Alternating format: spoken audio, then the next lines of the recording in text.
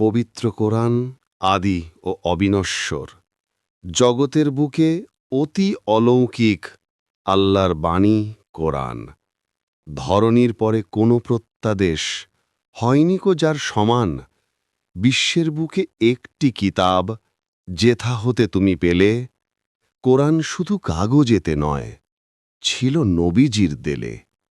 হাফেজের বুকে ধ্বংসের লাগি ডুবিবে না যা জলে, নামাজির মুখে বিলোপের লাগি পুড়িবে না যা অনলে।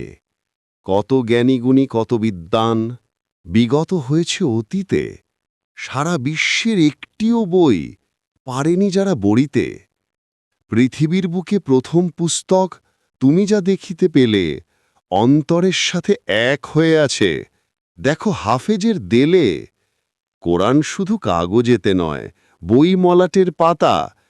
বিশ্বের বুকে কত ঘরেই না মানব হৃদয়ে গাঁথা।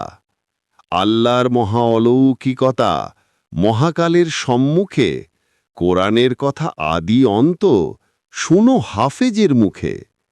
মাহে রমজান আসিল যখন আমাদের সংসারে, বিশাল কোরআন বন্দিত হয় সুমধুর ঝঙ্কারে।